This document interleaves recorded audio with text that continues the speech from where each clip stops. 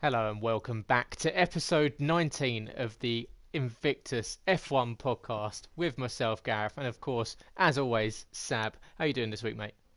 Yeah, I'm very good, thank you. It's another week here again in Invictus Podcast, number 19. Like you say, can't believe how far we've come already. It's going to be another good one tonight. I think we've got to talk about the USA Grand Prix. Lewis Hamilton, he always seems to be a good subject, doesn't he? And we'll be chatting more about our leagues and what to expect from them. So plenty to discuss again tonight. Yeah, loads and loads and loads in store in the next hour or so. So make sure you tune in for the full hour. It's going to be a whole lot to get in. And we'll start off with the biggest news of the week, of course, and that was Lewis Hamilton claiming his sixth World Drivers' Championship in F1 and doing it last week at the USA Grand Prix at Kota. And we'll go into the sort of the meat of the story behind this and where we think Lewis ranks in that all-time list, but an accomplishment, Sab, six world titles, and yes, he's got his detractors, he's got the people to say he's got the best car, but it is something special to put yourself up with six world championships. Yeah, it is. You've got to say huge congratulations to him. Six world championships is, you'd probably say, from a British standpoint, he's probably one of the greatest British sportsmen of all time. He's just, especially his hybrid era, he's absolutely dominated it, hasn't he? Apart from that small blip with Nico Rosberg in there, but Lewis is. You can't shy away from what he has managed to achieve, and the wins, the points, and everything else he's racked up on top of that. He's took full advantage of being in that Mercedes car at the right point, and he's now reaping the rewards, isn't he? Yeah, and I think he's as you say, he's placed himself in the best position throughout the entirety of his career, and whether it be that opening stint that he had at McLaren, and then obviously he made what was at the time a huge leap over to Mercedes, and obviously the news when he first made that decision to leave McLaren and go over to Mercedes, there were so many people who were saying, oh, it's the wrong decision, what's he doing, he's going into a car that's completely untested. Of course, Mercedes have been on the grid for a few seasons, and they'd been sort of languishing around in that sort of like lower top 10 position. And he obviously they set themselves up perfectly for this hybrid era. And Niki Lauda had sat him down whilst he was at McLaren and turned his head somewhat. And he's kind of, as you say, rep the awards of what has been just a absolutely dominating sort of 6 years or so in that Mercedes AMG team. Yeah, he has. Like you say, I remember at the time, the rumours knocking about of him potentially leaving McLaren to go to Mercedes, and I'll be honest, I was one of the guys at the time that was saying, "Oh, what a bad move this is. This is not going to work out well for him. He should stay at McLaren." I personally at the time wanted to stay at McLaren. He was doing well with the team. The team was struggling with some reliability issues. I remember that season, and you thought when he did make the move, it was going to possibly be like stuck in midfield, picking up the odd wins and stuff. But how wrong was we, hey? And look at it now. He's won all. Like I think I've seen a Mercedes post. He's won every single lap he's led, and everything he's done. He's always been Mercedes power. So yeah, like I say, you can't say much more, can you? Really, from what he's managed to achieve, you just got to take your hat off and say congratulations. But as you picked up on earlier, this is what we're here to discuss: is where do you rank him in in like all the greatest of all time? This is going to be I think it's going to be a hard subject to try and discuss and chat about, because it's one of those things. Everybody's got an opinion, haven't they? And everybody has their own favourite drivers, and people also dislike certain drivers, including Lewis Hamilton. He's not the most popular, but he also is the most popular in some cases as well. So it's going to be really interesting because I think no matter what we say in the next few minutes, it could be completely wrong or could be bang on. So I think for anybody who is listening, just take it as our opinions, and if you totally disagree with them, send all emails to Gareth. Absolutely, but yeah, as you say, it's a completely subjective point, and I think that what's kind of nice about it is that we do have the opportunity where you can have different opinions on this, because yes, Lewis does have those sort of people that they aren't a particular fan of his, or they may not click with him, and or in the same way that we've seen maybe especially sort of the British audience have done with former drivers, such as like you saw with Mansell in the past, and even somewhat with Jenson Button, and it obviously like it. I don't think Lewis has that. He's got a very strange sort of popularity now, and it's sort of where it's not as much that sort of real patriotic national sort of fan base. It's almost a global fan base now I'm sure you have the same thing with McLaren. It's not just it's a British team with British fans. It's very much fans around the world wanting drivers to do well, and I think Lewis he has that, and but I think there's obviously these people that have been watching Formula One for 30, 40 years, and they'll look back at the good old days of the fans streaming on to the Silverstone circuit after Nigel Mansell took the win, and basically stopping him from moving. And I think they could probably hark back to that and thinking that Lewis is a little bit sort of disconnected from the fans, because he is very much a sort of a little bit of a PR machine. But you've still got to really take it quite granular and look back at just how he actually is as a driver. I mean, we'll get into it now, but as a driver, where does he sit? Where does he go into that list? And then you've got to look at the records, because he is just a machine. And yes, he's got the best car, but I don't know what you think about this, but I'm really not a fan of that. He only wins because he's got the best car.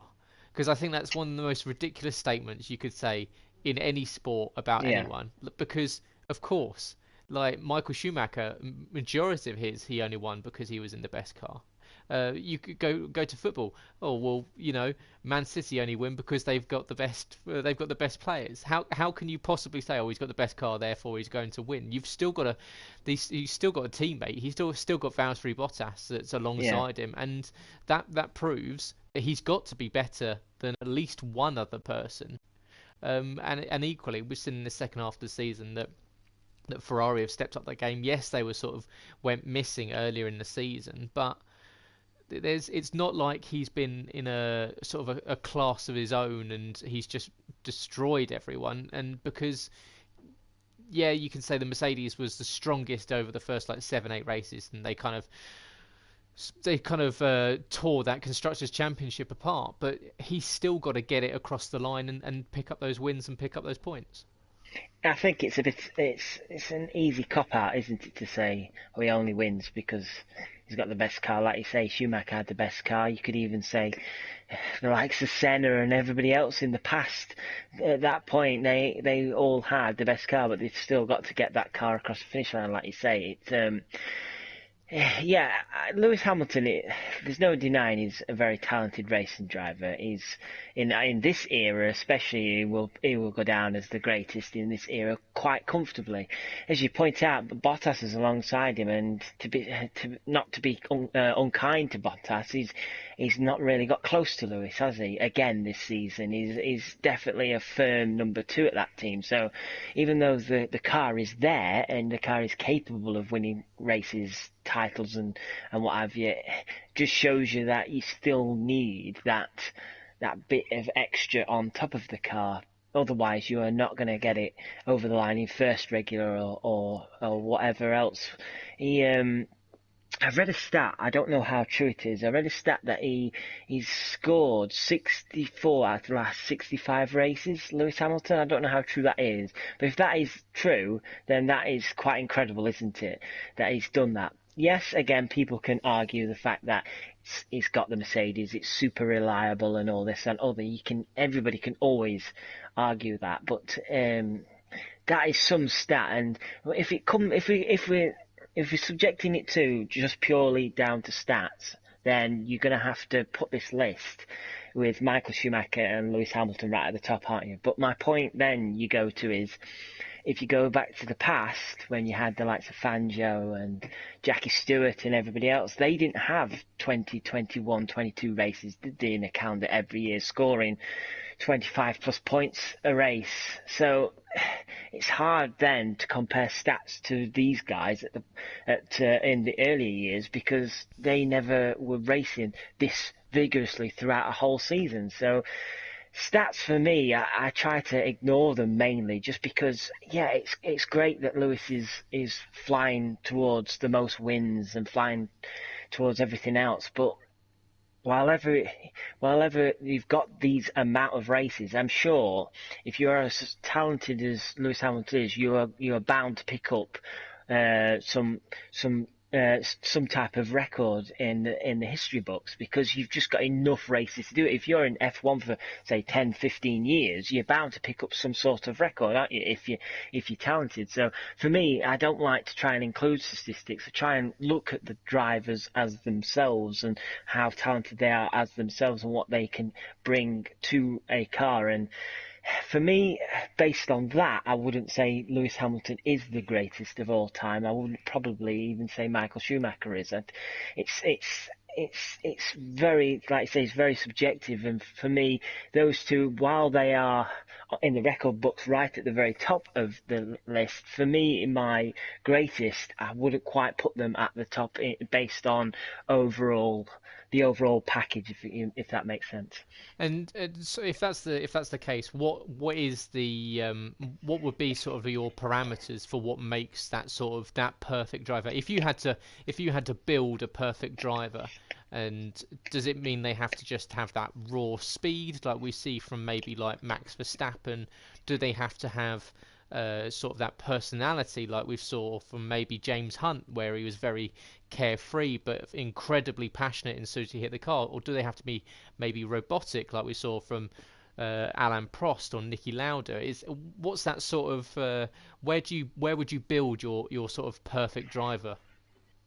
That's a good question. That really is a good question, and it's probably a question you could be sat here most of the evening discussing. It's really tough to say, really. You've got the likes of Fangio and Stewart who are racing in cars which are pretty much like death traps, weren't they? They were going round, and 9 times out of 10 you didn't know if they were even going to finish the race alive, never mind just finish the race. It's, for me, you've got to look at those sort of things, that these guys were at the absolute peak, pushing the cars to the absolute limit, knowing that their lives were on the line every single time. And yes, Formula One is dangerous, and we have seen, unfortunately, this year in F2 how dangerous motorsport still can be, but it is a lot safer than what it was back then. They lost countless of drivers, didn't they? So, in my opinion, I would personally look back to the likes of Fangio and what have you in that sort of era, because they were doing things in these cars, like basically it was a tin can, really, wasn't it, with a heat load of fuel in it and some wheels, and off they went. And today's cars, because they're super safe, and it's very good that they're super safe, I'm not knocking that at all before anyone thinks that. I think you can, is it right to say you can relax a bit more in the car than what you probably would back then, because you've got these things in place that if you are to have a bad accident, you most likely will walk away from it, whereas the likes of Fangio and Graham Hill and everybody else from that era, if they had a bad accident, it was pretty much game over for them. So, in my opinion, I would start to look at that sort of era of greatest F1 drivers of all time, and then slowly work through there and then see how we are. But yeah, people then can argue with me, well, Lewis Hamilton never had the opportunity to race in those cars and this, that, other, and it's so tough, like you say, to work out how you would fit and describe a perfect racing driver. It's yeah, like I say, I could be sat here all night chatting, but my own opinion, like I say, I'll be focusing more at those sort of drivers, just because what they were prepared to do, just to put on a show and win races. Yeah, I mean, I can agree with points of that. I mean, my only sort of riposte for that would be the when it comes to pure driving, I would completely agree with you. It's just one man and a car. Effectively, you're just driving an engine around the track, and you are holding on for dear life around every corner. And the tracks and the locations were sort of equally as dangerous. But then equally, you look at these cars now. I mean, Formula One these days are going 20, 25 seconds a lap faster than what we saw 20, 30 years ago. And I think it's very easy for fans to kind of look at Formula One these days and think, God, look how easy it is for them. And obviously, like, I think it was like shown up by Charles Leclerc going one-handed around 130R at the Japanese Grand Prix. It's like, oh, look how easy it is to drive a Formula One car. And I mean, realistically, you can look at that and say, well, you shouldn't be able to do that. You really shouldn't be able to go around what is one of the most iconic circuits, iconic corners on the F1 calendar, one-handed. But then equally, I haven't been driving a Formula One car or at least I haven't been driving single seaters for the last 15 or so years, like someone like Lewis Hamilton has. So I think we kind of take for granted just how athletic they are, how strong they are, both mentally, physically. It's definitely a completely different style of racing compared to what we saw back in the day, with drivers would get out with exhaust and oil all across their face, and it would just be the white marks from as they take their goggles off with their open face helmets, and it's a completely different world. So, like you say, it is so subjective to choose and to sort of place these drivers into a top five, which is why it would be I find it. I reckon if we've spoke to the majority of our listeners and our community in Invictus, that you'd probably find it quite hard to find to find a consistent top five. I think it'd be so spread out. So it's such an interesting topic to cover, because there's just so many different ways you can look at this. But I mean, getting back to Lewis. Most points in a season, yes, we can say there's the new point system. Most pole positions of all time, 87, which I think is at the moment probably one of the best ways of looking at, is he the fastest driver around? 23 different track wins. He's won a race at every track on the F1 calendar, plus a few more, like I believe Korea and India are a few that he's won at as well. So he's won at every track they've raced at. Most podiums in a season, he could break that this year by, I think it's 19 he could theoretically get this season. Most consecutive race finishes, as you said, he's only finished outside of the points once, or he has not finished in 60 or so races, and I think that was Austria last year when there was that double Mercedes retirement. The same, or most poles at the same track. He's had 8 in Australia. He's led 146 of the 248 races that he's been a part of. He's got 83 wins, which is just off, or 9 off of Michael, or overtaking Michael. And he's won a race in every single season that he's been a part of since 2007, which is just a phenomenal achievement. It really is. The numbers and everything else speak for themselves, don't they? I will never deny how talented Lewis Hamilton is. I've been fortunate enough to watch him race in 3 different countries, and I've only ever seen him win once, funnily enough, which is a bit strange since I've been going to watch F1. But he is an all-round. For me, people might know my opinion on Lewis Hamilton, but for me, I'm just going to talk about him as a racing driver now. I'm not going to talk about anything else, just a racing driver. As a racing driver, I agree he's probably going to be one of the all-time greats. He probably will be appreciated more as a racing driver once he's retired from Formula One, I think. I think when people realise and sit down and everything sinks in at what he's actually achieved, I think because of everything's happening right now, I don't think people can quite take in the fact of what he is actually doing in F1. But as a racing driver, as you pointed out with all those statistics, he is phenomenal. He can grind out race wins. He can pull out a pole position lap from absolutely nowhere when sometimes he's not even the favourite to get it. So yeah, as a racing driver, cannot fault him at all. He probably will be known as one of the greatest of all time. It's just, yeah, I still personally think there might be pure racers better out there than him. But as what he's doing so far, cannot fault him whatsoever. I mean, we've completely different our thoughts of this. I look back at his career, and I remember sort of growing up in sort of the 90s and watching him on Blue Peter and Newsround, and obviously if you're not from the UK, this is like children's TV show, and it was a young Lewis Hamilton who was at the time in karting, and they were saying, oh, he's a potential star for the future, and then I think it was Michael Schumacher speaking in 2001 said that he's a quality driver, and this was when Lewis was 16 years old, and he said, I'm sure he's going to reach F1 at one point. I mean, you look back at when he was in his karting days, and I believe it's around the same sort of time that he had that famous sort of meeting with Ron Dennis. Ladbrokes, one of the bookmakers over here in the UK, had 40-1 odds that he'd win a world championship race in F1 by the age of 23, and 150-1 that he'd win the world championship by 25. So yeah, you would have made some nice money if you'd bet on that whilst he was in the karting. But you look at, and it's quite.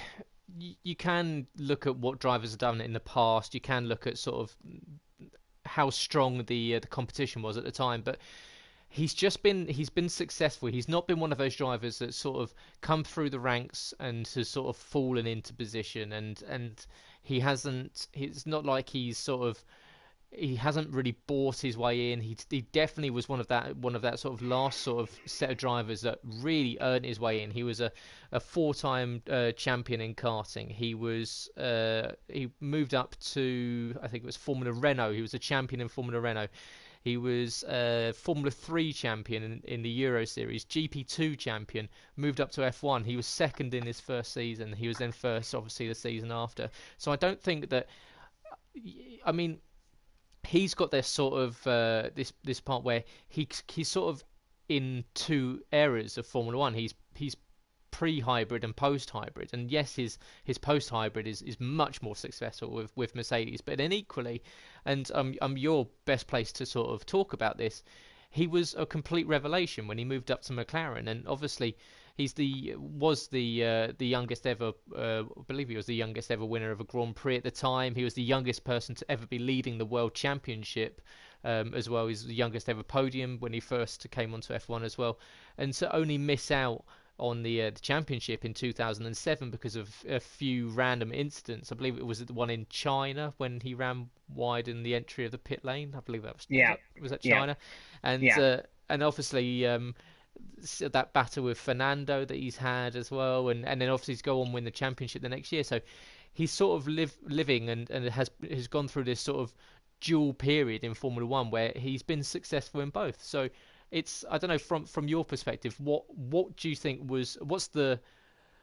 how would you see as the more impressive? Would it be that sort of that McLaren second or runners up and then that first place, or would it be this sort of dominance he's had as part of Mercedes? It's tough to say, isn't it? And especially for me, it's tough to say without sounding biased. I think when he came into McLaren, I think Fernando obviously was coming into McLaren expecting to be fighting for the title and getting support from this rookie. He didn't fully expect a rookie to be coming in and showing him up and going toe to toe with him. And what I think for me, what Lewis did that season. Against a red hot Fernando Alonso at this point, he was the man to beat, wasn't he, Fernando, at that point? What Lewis managed to do under that pressure of stepping into as McLaren, the top one of the top teams at the time, stepping into that seat and just doing what he did against Fernando. not many young rookies have come in and managed to do that against world champions at all, have they?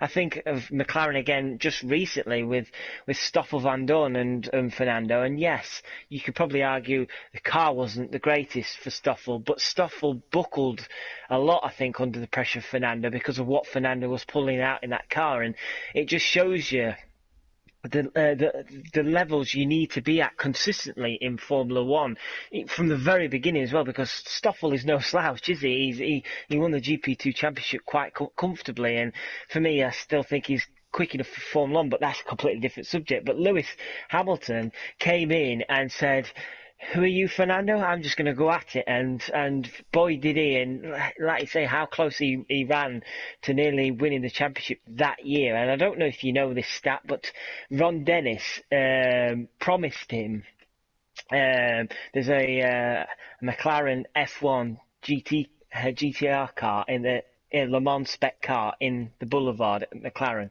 and Ron Dennis promised Lewis Hamilton if he wins the championship in his first year, he could have that car. Now here's a little story for you. Lewis Hamilton, somewhere on that car, put a mark on that car to prove that it was still that one, and they didn't give him a replica. So, and to this day, the McLaren employees still don't know where he put this mark on his car, but only Lewis Hamilton knows. So if he were going to win the championship that year, he knew he was getting the actual car, and this car's worth 20 to 30 million pounds. So that's some incentive from Ron Dennis, and boy, I think Ron Dennis might have been sweating towards the end there. But for me, yeah, I think that I would probably say he would shade it just because everybody had an idea Lewis Hamilton could be the next big thing, but they never. I don't think many people expect him to come in and absolutely go toe to toe with Fernando. Whereas in the Mercedes era, when things started getting going and Lewis Hamilton got his experience and everything else, we kind of knew if Mercedes got their stuff right, Lewis Hamilton would come very good in that car. So for me, that early era of Lewis Hamilton was probably his most defining point in his career. And going on from that, and sort of that battle that he had with Fernando, and then equally as he had that sort of friendly rivalry with Jensen towards the end of his tenure with McLaren, and then equally he's then had battles with Nico Rosberg and Valtteri Bottas through his time. Is he the most sort of mentally tough driver we've seen in Formula One? Because he just seems to absorb all this pressure, and just time after time we see him just either nail a lap when he needs to in qualifying. Of course, we saw that unbelievable lap in Singapore last season, which just came out of absolutely nowhere. We've seen him win races and pull out points result and podiums out of nowhere, and it's that mental strength that's really sort of carried him through, and is he? Does that really kind of help when it comes to that definition of Lewis? Is that he really sort of absorbs all of this pressure, all of this, I don't want to say hate, because it's not hate, it's sort of disdain, or it's almost like the New York Yankees thing, or it's like because he's the best at the time, people like to hate on the best, and but he really sort of takes that in and then churns it out into positive energy, and he quite regularly talks about the fact that he turns all this sort of hate and negativity into positive energy. Does that really make him probably the most mentally strong driver there's been in Formula One? Yeah, I'd agree with that, yeah, because I can't imagine an average Joe like you or myself could cope with such pressures as what he's managed to cope with, knowing, especially in recent seasons, knowing that he does have the best car, and if he doesn't win in this car, it's deemed a failure, isn't it? So you've got that constant pressure on you, even though the car is superior to everybody else. You've still, like we've briefly said, you've still got to get across that finish line first, and that pressure in itself must be really weighty on the shoulders, and I couldn't begin to even imagine what that pressure must feel like, knowing that you are the favourite for a world championship, you are favourite to win majority of the races he competes in, it shows, doesn't it, with lesser drivers who have been in that situation, that they've just not managed to keep it going for a long period of time. So, yeah, the mental side is definitely a big thing, because if you can't keep on top of these things like that, I'm sure these things could easily swallow you up, and you could find yourself really struggling, even if you do have one of the very best cars. Yeah, and I mean, even after, of course, winning the World Championship last weekend in the USA, he said on the radio that he still we rise, and he's had it tattooed on him, and he wants more. He said that he wants to be a pioneer going into the 2021 new regulations with that new sort of model of car, and he thinks he hasn't peaked yet, which must be pretty frightening for the rest of the grid if that's the case. But it's it's going to be really interesting to see what he can do over the next few years. I think before these new regs come in, of course, we've got one more season. Can he match Michael with that 7th world title next season? It's going to be difficult, because you've got to expect that Ferrari will start to come back stronger. You've got Charles Leclerc, obviously, he's been pushing him towards the end of this season.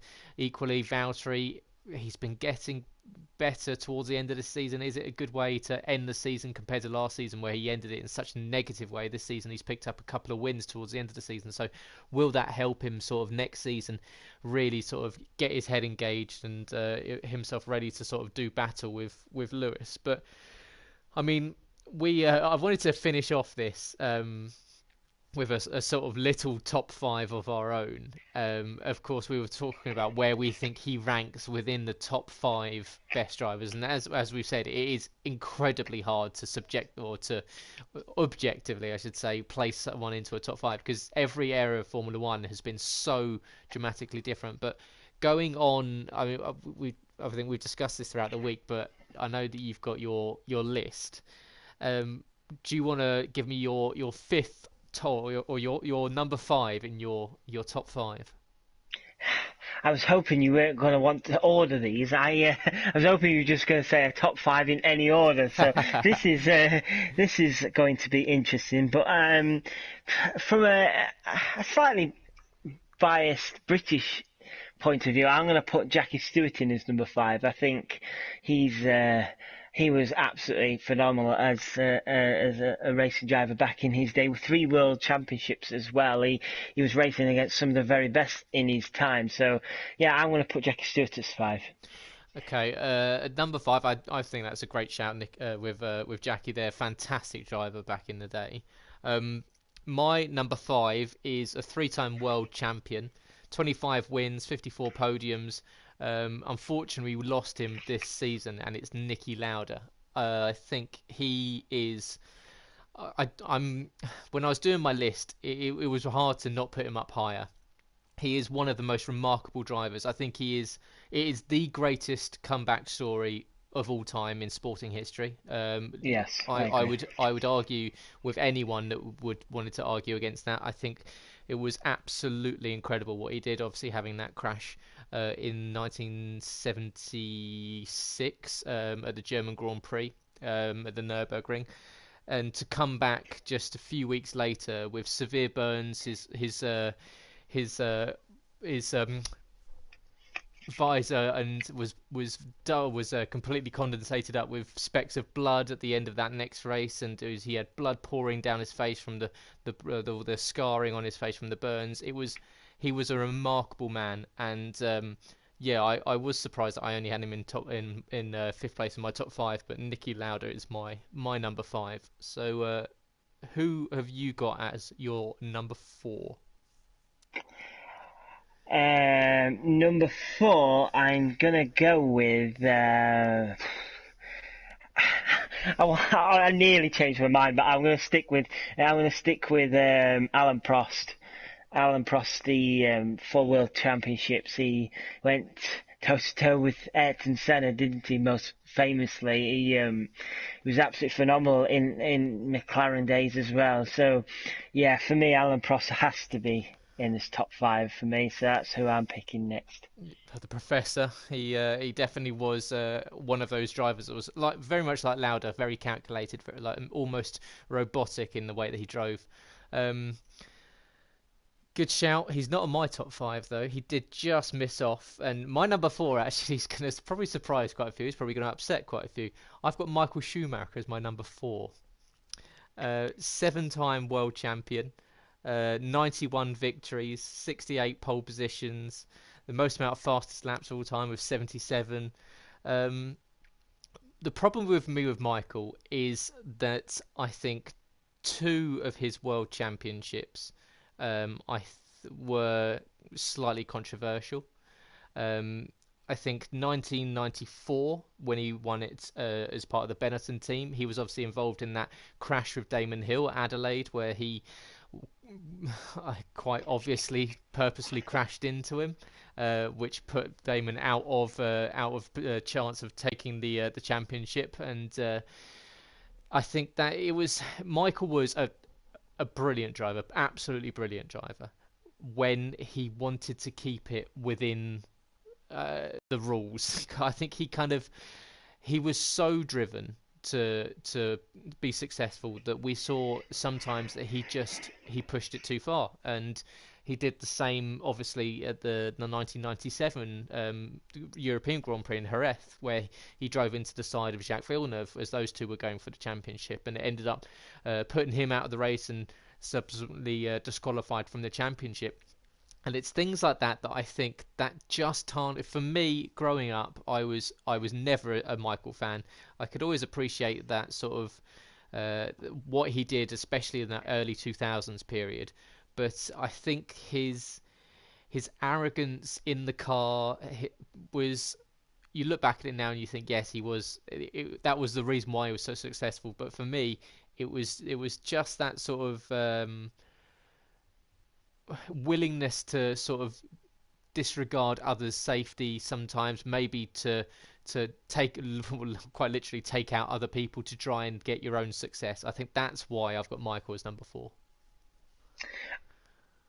I'm going to go with my number three now, and I told you my list, but I'm going to have to alter it.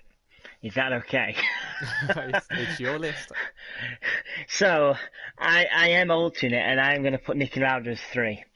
I didn't have him in my top five, but just because of what you were saying earlier about the greatest sporting comeback of all time and what he did manage to achieve coming back like that, I think he has to be in the top five, and in my opinion, he has to be in my top three. So I'm changing my list. I'm not going to tell you what my original list was. I'm going to change my list and put Niki Lauda third. Good shout. My number three is Lewis Hamilton, 6-time world champion, most amount of pole positions of all time. Of course, 83 wins, and he is, as we were talking about just a second ago, probably the most mentally strong driver. Successful at every level of motorsport he's been in, completely dominated the sport over the last sort of 5 or 6 years. Yes, he came second in 2016, but that was only due to reliability issues with Nico Rosberg, and he pushed Nico so far that it literally retired him. So he's just a machine. He is a winning machine in whatever you put him in. He, like I said, he's won a race in every season since 2007. He's just a brilliant racing car driver, and I think if you put him in any other series, in any other car, he would probably be standing on the top step of the podium.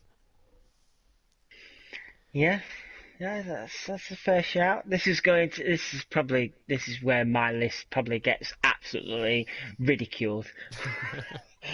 Because unfortunately my list does not have Lewis Hamilton in the top five. So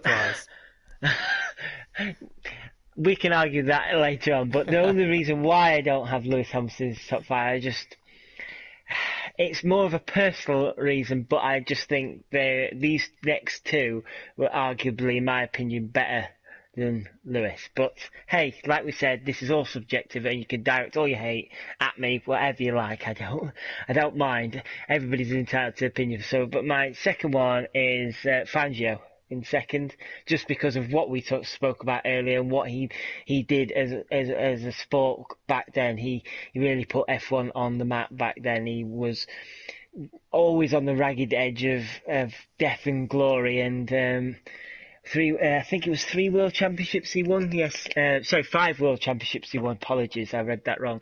So yeah, Fangio has to be right up there for me. So he's my number 2 driver.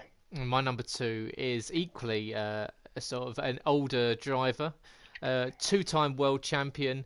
What I think is just marginally beats Lewis to the greatest or current, or I say current, definitely not current, unfortunately, but the greatest British racing car driver of all time, Jim Clark, was phenomenal. If you look at his stats, you look at what he did when he was part of Formula One, driving for Lotus, like I said, world champion in 1963, 65, driving some of the most dangerous cars, and equally some of the most beautiful looking and sounding cars. 25 wins, 32 podiums, 33 pole positions, 28 fastest laps. He won the Indy 500. He was a sports car racer, a touring car racer.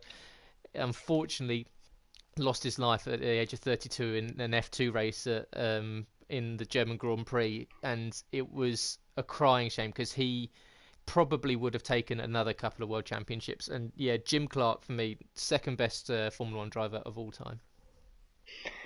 Right, it's it now, and I'm pretty sure you know who my number 1's going to be, and again, it's all down to opinion, but mine has to be, in my opinion, is Ayrton Senna, for what he did at McLaren days and what he managed to achieve in his shorter career than what unfortunately we ended up getting to see. And for me, one of the most highlighted things was that Monaco lap, what everybody famously has no doubt seen with the onboard footage, what he did that day. And he was a king of Monaco, wasn't he, around there? He always knew how to get a car around there in first place. So for me, Senna, what he achieved at McLaren especially, he was just absolutely phenomenal for me. And he's one of those guys. It's one of those guys I would have loved,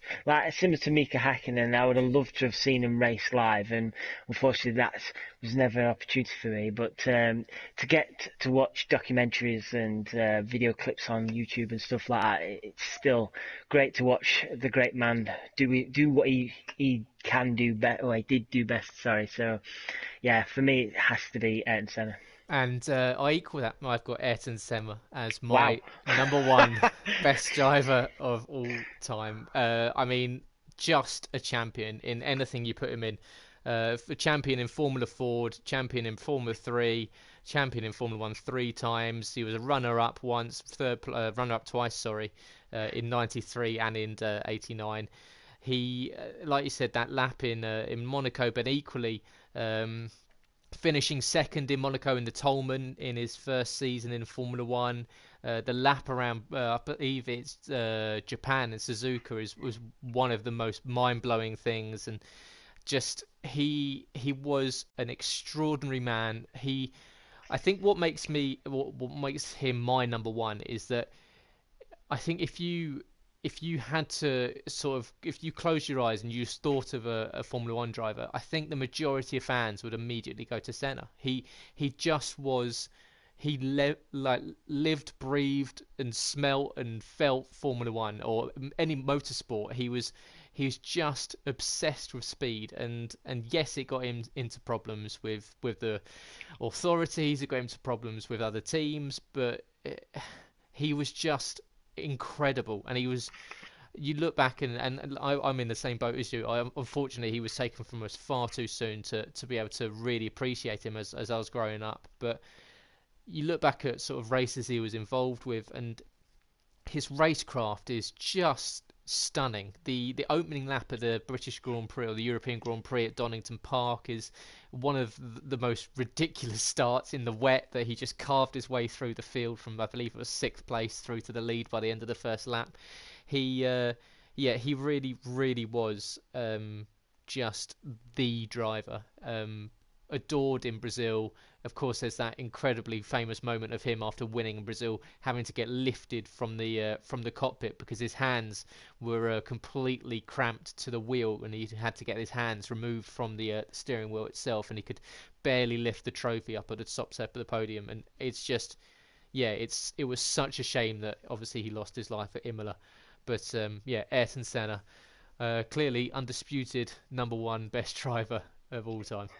I can't believe we've actually agreed on something for once. So yeah, that was our top five, and it was really interesting, actually, really good to hear what you were thinking. We'll just quickly, I don't want to run on too long, but we'll just quickly run over the USA Grand Prix. Obviously, we started off earlier by saying Lewis Hamilton picking up the World Championship by finishing in second position. Luckily not to lose it to Max in the late stages due to Kevin Magnussen having a brake issue and spinning off at the end of the DRS zone, which I think cost not only Max third position, but Lando fifth position. Was it fifth? He probably would have finished it. Yeah. So go ahead. Yeah, that's because you've probably got an idea about this, as how fast he had to track him down. Yeah, Lando, he was about 2.5 seconds a lap faster than Dan when he came in and put on the medium tyres, and it so nearly got him. But I'd say hats off to Daniel Ricciardo, really. He managed to get the jump on Lando earlier in the race, and he solidified that position for him and Renault, and it turned out to be a really good result for Renault and Daniel Ricciardo. He seems to know how to get a job done in that position. He was just very fortunate because, like you say, that incident with Kevin Magnussen probably just saved his bacon in terms of keeping that place. But yeah, for me, I think one of the big talking points from this weekend, which kind of has been swept under the rug slightly because of Lewis Hamilton's championship win, was the lack of pace from Ferrari. It was just so bizarre. It was like they'd gone back to Ferrari of the beginning of this year. Sebastian Vettel had that weird suspension failure as well, which is just bizarre as well, because it was like there was already a problem with the car before, because he kept complaining of massive understeer, and he was taking that line as it turned 8 where they were kept drifting onto the grass, and everybody was taking that same line, and then suddenly his suspension broke, and that was him out of the race. It was all very weird for Sebastian Vettel, but for me it was all very weird just for Ferrari themselves, because Charles Leclerc was still going, and he just didn't even look like challenging, say, Max Verstappen, for example, never mind challenge for a race win. So I think there'll be a lot of head scratching down at Ferrari after this race. Yeah, and talking to Matteo Binotto afterwards, obviously he then said that there were various different factors for why Charles Leclerc was off the pace. He said that it was an old power unit. They'd chosen a higher downforce for this circuit to try out something different for possibly for next year. But I've looked over it, and you still can't think that with all those issues that had it was an old gearbox, it was an old power unit, and a higher downforce. I still don't think that's 52 seconds behind. I don't think that loses that much.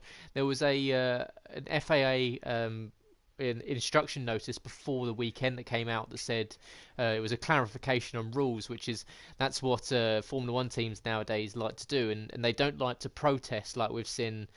Believe Racing Point have, and with Renault and equally Alfa Romeo have had protests against them so far this season. They're not massive fans of doing that, because then it comes across as slightly unsporting and snitching behind their back. So what they do is they go to the FIA and they ask them to clarify rules and how the cars are allowed to be set up. And a rule clarification came in about power units at the start of the weekend, and suddenly Ferrari had a lack of pace. So it was you could see Max, he quite, as Max does, brazenly came out and said, oh, that's what happens when you cheat. But whether it is or not, we'll see possibly, maybe not in Brazil, because it's not particularly a ridiculous power circuit. There's not that many long straights there, so of course they'd have the benefit of getting up the hill a little bit faster, but it'll probably be that long straight in Abu Dhabi that you'll see if Ferrari's pace has really sort of disappeared surprisingly with this new regulation clarification. So Yeah, it was a strange one for Ferrari, and then equally you look at other guys that did well. I think it was probably the most focused we've seen Valtteri this season. Yeah, definitely, and he was really determined to take that victory away from Lewis Hamilton, wasn't it? I thought at one point the two Mercedes cars were going to collide and maybe take each other out, especially when Lewis ran Valtteri wide. But he didn't give up, did he, Valtteri? And he came back again and eventually got the move done. And it's a shame with Valtteri because when he performs like this on a race weekend, you just wish that he would perform like this a lot more because you would probably have had a closer title fight. It's just, I find it a bit frustrating watching Valtteri because we know he can do these races, as proven this weekend. It's just, he'll do this, a really good race weekend like this, and then Brazil, he might be 10, 15 seconds off Lewis or even Max. And for me, I find that incredibly frustrating. And from Valtteri's point of view, he wants to be hoping next year that he doesn't have as much of a stop-go season. Yes, he has improved compared to the previous season this year, but say he's in that car fighting alongside Lewis, he should be, in my opinion, a lot closer to him than he actually is. Yeah, it is a strange one with Valtteri. He did kind of have he just tailed off in the midpoint of the season, and then he started to pick it up towards the end. But as I said earlier, I think this is better for him mentally because at the end of last season he was just broken, wasn't he? He just got you could see after the Valtteri or it's James and it's all the sort of radio calls in that he was just made to be the number two. Whereas this season, at least they've kind of been allowed to go at each other when they have been close on track. And of course, he told the team he was like, "Do not talk to me" until he got past, and then when he did get past, he's like, "Now you can talk." So he was definitely in that right frame of mind. He's took the win in Japan, USA. That's 2 and 3 wins. Two more races towards the end of the season. If he can take one more, that sets him up really nicely for next season. One driver I thought did pretty well this weekend was Alex Albon. Started, got boxed in ever so slightly, had to really sort of just try to stay out the way, and from his own account was pinched. It was just cars on either side of him. Unfortunately, had slight contact with Carlos Sainz and dropped him back to 20th after stopping for new tyres, and 20th all the way back up and finishing in 5th position. And I think that was a very mature drive from Alex, and I think this is the sort of thing that will get him the seat next season because Yeah. we were talking. I don't think that we saw earlier this season with Pierre Gasly when he was in the Red Bull, when he had that sort of adversity around him and he dropped back, that he just wasn't able to fight through. And you saw like Pierre Gasly, he was finishing in sort of 8th, 10th, 7th positions. It was 3 stops that Alex made, more than anyone else, and to finish 5th, that was a really good result for him. It was, and for me, he's nailed on for that seat now. I can't see how he's not going to get that seat. But I think the main focus for him next year is to just get closer to Max because yes, he did have that slight incident at the start, but I think qualifying wise as well, he wasn't too close to Max, so he'll be hoping if he. Let's just assume he's already got that seat. Next year he'll be hoping to try and, especially in qualifying, get that much closer to Max to be able to challenge with him for these podiums. But you cannot fault him, can you, for what he's done since he's come into this Red Bull. He's been very consistent, and for me, he thoroughly deserves the seat. Look, I think recently as well, Lewis Hamilton lauded him and said he needs to be given this seat and he needs to have a good future with Red Bull. So if the likes of Lewis Hamilton's giving him some praise, he can't be doing too bad. No, not at all. And yeah, really, you're probably aware, big fan of Alex, have been for many years. And yeah, 5th position, great for him. Equally, we touched on earlier, Lando Norris, fantastic result for him. Although it was only 7th position, he needed that race. I think that sort of, especially that overtake on Daniel Ricciardo and Seb in the first lap.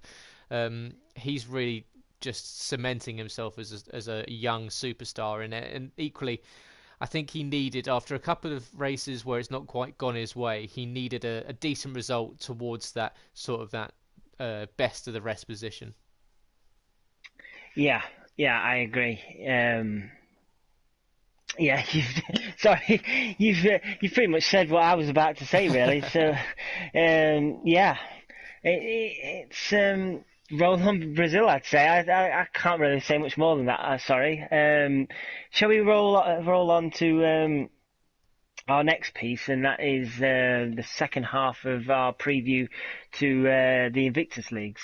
Yeah, we will indeed, and we, of course, we're undergoing pre-season at the moment. Pre-season 1 was last night, but last week, if you haven't managed to catch it, and we went through the two the opening leagues on Monday and Tuesday, the IRL F1 League, and which was formerly the No Assist League, and the Wednesday night F1 League have amalgamated together.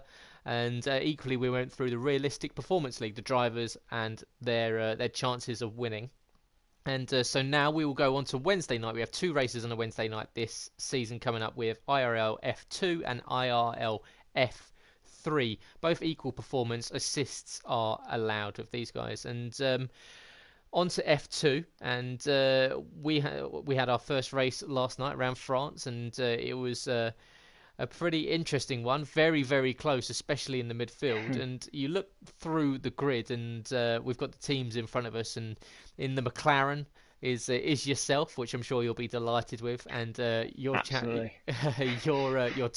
the F3 champion from last season, making his move up to F2, Ferocious Dan.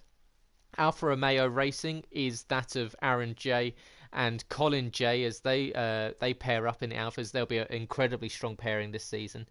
You've got the Rocket Williams Racing team of Mr. Steen, who of course was a real surprise package in F2 last season, and Matty UTM, who equally has got a decent result and picked up a podium last season in Bahrain. New driver to the league this season in F2, Gaming Alamonda. Of course, many of you may know from his absolutely brilliant commentary that he does across multiple esports leagues, and he'll definitely we know that he's not too shabby behind the wheel either. So yeah, Gaming Alamonda in the Renault this season. The Ferrari team would be BioFreak and Tanker 903, so both race winners, both multiple race winners last season, so there would be a strong Ferrari pairing.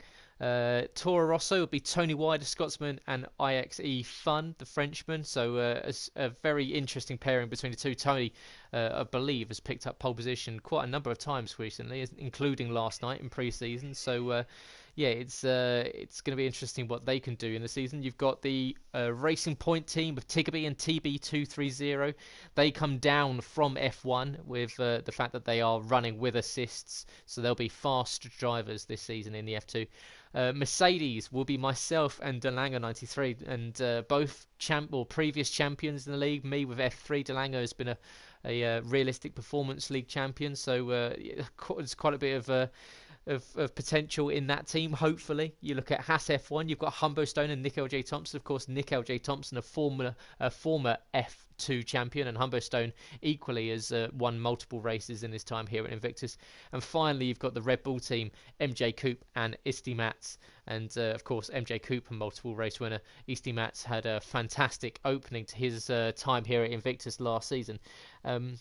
I mean, that's a quick look over the teams and their constructors that they're in. Is there anything, and of course we had the first race last night, is there anything that really stands out? Is there a particular pairing that you've got your eye on? The McLaren no. But seriously, just about Ferocious Dan, I think he obviously won last night. I think he's going to be one to excuse me, it's going to be one excuse me, it's going to be one to watch this season, Ferocious Dan. He's definitely got the pace to at least pick up podiums and race wins this season.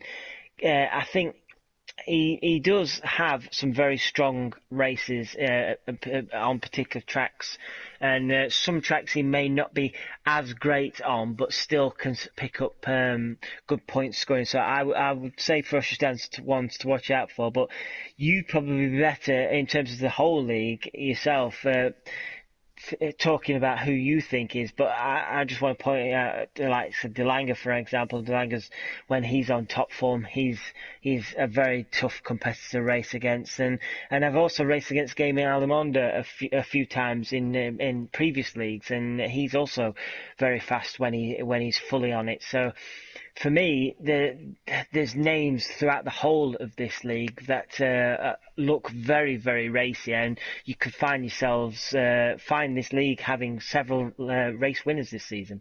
Yeah, and I think that's really what I was just about to say. Is that I think last season I looked at F2, and it was the first time I'd moved up to F2, and I thought, God, there is a lot of talent in this league. There's a lot of very fast drivers, and I look at it this season, and I think it blows last season out of the water, because of course you've got the guys that have dropped down from F1 that were using assists. You've equally got the likes of yourself and Dan moving up from F3, and there is so many potential race winners there, and I think that's what was. And I mean, last week we did between us we did 3 predictions per league, and that would be my first one. Is I think that we're going to have at least 6 different race winners this season. That's a bold shout, mate. That really is. I just want to say your strategy last night was very brave. It nearly worked out. Got a very long stint on the mediums. I was actually looking forward to properly racing against you. I was following you quite early on, but unfortunately we didn't really get toe to toe. But looking forward to this season potentially having some good battles with you and everybody else in this league. I'm very, very excited to be part of this, and last night was a lot of fun. So yeah. Bring on F2, I say, this season. Yeah, absolutely. So F2, of course, commentated on by Energy Dan and the Warrislander, joining him to make up a new commentary pair on a Wednesday night. So make sure you tune in to the YouTube channel, of course, 8 p.m. on a Wednesday night for Wout and Dan on commentary. And so pre-season races will be streamed, guys, so make sure you go back and watch our pre-season races all through the week so far. In France we had, of course, 1 on Monday, 1 on Tuesday, and 2 last night. And then on to F3. And F3, you've got in the McLaren once again. You've got F1 Richard, and unfortunately with his longtime teammate Ferocious Dan moving up to F2 this season, he has brought in Brennons alongside him in the McLaren. So that's going to be a very strong pairing. F1 Richard, of course, still awaiting that first victory. Not as long as O'Stephen, though, who is in the Mercedes alongside Steel BL66. O'Stephen only two behind Never Miss for the most races raced here at Invictus without picking up a victory. I believe he's on 63 races. So I've already tipped O'Stephen to win a race so far this season. I'm going to stick to my guns there and say that in the Mercedes he will pick up one. In F3 this season, you've got Haas F1 is Mike and F1 Mr. P80. The Ferrari is going to be the very strong pairing of Craig 8728 and Sir Spud 72. Of course, Craig, the site director, Spud, F3 champion in the past, just 3 seasons ago. They will be in the Ferrari. The Aston Martin is Nitro Gash and Luke Bailey, both 2 very, very capable racers. Of course, Luke took a couple of victories last season as well, including one in Monaco, so you know that he's good on a street circuit. Renault will be synchronously Andreggio picking up the win last night in the F3 race at the pre-season. Alfa Romeo will be the long-time F3 driver BWA Clyde, joined by new driver Wojtek 94, and they will be, as I said, in the Alfa Romeo racing team. We have spaces in the Toro Rosso and the Williams, and so if you want to get yourself on a grid, of course, make sure you do. We've still got time available before the start of the season. And then finally, we have in the Racing Point team, we've got Nice Niels 010 and Tynus Option Neil, who's dropped down from F2 into F3, and Tynus will be joined by Nice Niels with that Racing Point machine. And it's a league that you've been promoted from, Sab, last season, but F3, it's always an exciting one, isn't it? Because you never ever know what's going to happen. Yeah, it was a lot of fun to be part of. I wanted to step up just to try and challenge myself against better guys. There's nothing wrong with this league. I had a lot of fun in this league. There's some great people involved in this league and some great races as well. I'm just looking at the list while you was reading out. I have to say, pointing out the Ferrari team is looking very strong. I think I raced with Craig the second half of last season, and Craig's a good racer. He won in Australia against me last season. He drove superbly there, and alongside Sir Spud, he like you say, he's a former champion, Sir Spud, who he struggled early on in his season last season, but started to find some form. And I think with those two together, I think you've got a potential constructors champions there. You've got a few others decent ones in there. Nice Niels. He was pretty handy at picking up podiums last season. Pole position. Last season. So he's definitely one to look at. And for me, I just want to say I've got my fingers crossed that O'Stephen can manage it. I unfortunately denied him a race victory in China last time out, and I think if he just keeps doing what he does, Stephen, he will definitely pick up a race victory this season. He's shown so much improvement in F3 and in the Performance League, so I think it will come. I just think he needs to just remain patient with it, keep doing what he has been doing, and he will eventually get the reward for it. Yep, you're absolutely right. He will do. It's all about perseverance here. And equally, if you want to find out more about the records that these guys are up against and what they're trying to beat, you can check out the Hall of Fame section on the website, which, of course, our fantastic community member and admin, MJ Coop, has put together. And equally, if you become a premium member of Invictus, you can have your own personalised stats if you are a driver here. So if you want to find out all your personalised stats for your time here at Invictus, which are really interesting in some cases, make sure you go to the Invictus part of the website where you can sign up to be a premium member and get that and many more perks for your time here at Invictus. But I mean, that's us done for this week and for episode 19. On to episode 20 next week, and of course we'll be wrapping up the pre-season of F1 2019 for season 9. We're off to Japan for the race around Suzuka Monday night, Tuesday night, and 2 on Wednesday night. So we'll be wrapping up pre-season next week, gearing up for season 9 here at Invictus Racing League. And Sab, Japan next week, France this week. It's a different circuit. It'll challenge the drivers, and it's a completely different circuit. It will punish you for pushing just that fraction too hard compared to France, where it can be a little bit more forgiving. So, are you looking forward to it? Yeah, I like Japan. I was actually disappointed it wasn't on the calendar personally. I do like Japan. I've previously won there myself in races in the past, so it is, like you say, you cannot get two completely different tracks, really, can you? Japan will definitely bring different challenges next week, and I'm hoping to see what I can do on a completely different track with you guys and in the Realistic Performance League as well, to see whereabouts I am in terms of overall pace. It's going to be a good challenge for everybody overall, and I think once Japan's done next week, it should have everybody set and ready for the first race in Hungary. Absolutely. So make sure you tune in next Thursday for that as we wrap up pre-season and find out who's best placed for a championship challenge in season 9 across the 3 days. Of course, IRL F1 on Monday nights, a Realistic Performance on Tuesday, and IRL F2 and IRL F3 on Wednesday evenings. Of course, the GT Sport DTM League is also going on Thursday evenings, so make sure if you want to get involved in GT Sport, you can go to the website equally and get on the grid for that. Still spaces left in our 2019 league, so equally, if you want to get yourself on the grid for the new season, go to the website and the Apply to Race section where you can find out more details, get yourself involved in the community. And of course, you can check out us on all of the socials by going to Invictus RL on Twitter and Instagram, Invictus Racing League on Facebook.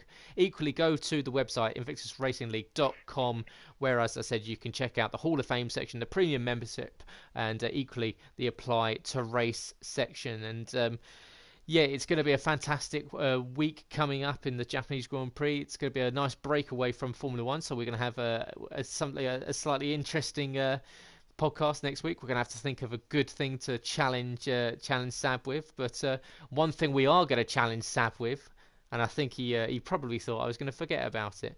But here we go. It's a hot lap question for Sab, as usual. Sab gets given a question or a conundrum. He has 1 minute to give me his reason, his answer, whatever it is, and explain it. And we know that Sab is famously terrible at any sort of F1 history knowledge. Yes. But we've been talking about the greatest drivers this evening, and obviously our top 5 best drivers that have ever raced in Formula One. And, of course, most of them, if not all, have won championships. But I'd like you to tell me who the greatest driver is in Formula One that never won a world championship. Wow. Wow. That is a question. Wow, that is putting me right on the spot. Yeah. This might be the first time I don't get to answer it. Jesus. I don't know. Sterling Moss. There we go. He's got the obvious one. He's got the obvious one. I was thinking, and I thought, yeah, the light bulb's just turned on. Let me go in. It is. Yeah. You've got to. I mean, Sterling Moss. He was an incredible, of course, Sir Sterling Moss, we should say, and I've got him alongside Gilles Villeneuve. Gilles Villeneuve, one of the most flair-happy drivers ever. I'm surprised he didn't go for David Coulthard, runner-up, of course, back in the day. Felipe Massa. Exactly. Well, Felipe Massa was world champion for about 15 seconds. Yeah, or so. Yeah, but Sterling Moss, Gilles Villeneuve, and that's in fact what I've got written down in front of me. Felipe Massa and David Coulthard, probably the 4 better drivers. But yeah, Sterling Moss, I would agree with you. Unfortunately, the best driver to never win that world championship. But that's us done for this week, guys. Episode 19 done in the books, and we'll be back in the commentary box, I should say, next Monday night, 8 p.m. Join us here on the YouTube channel. If you're not subscribed already, make sure that you do. You can listen to this podcast back on SoundCloud, Spotify, iTunes. Equally, it's uploaded, of course, to YouTube, where we're streaming right now. If you are watching the video, make sure you press that like button. And if you're watching the races as well, make sure you press that like button. It gets us pushed up through the recommendations and in that lovely YouTube algorithm. And equally, make sure you subscribe to the channel if you aren't already, and ding the bell to be notified when we go live. And enjoy your weekend, guys. We'll see you on Monday night for commentary around the Suzuka International Circuit in Japan for the final pre-season race before we kick off season 9. Sab and I will see you next Monday. Have a great weekend, guys. We'll see you later.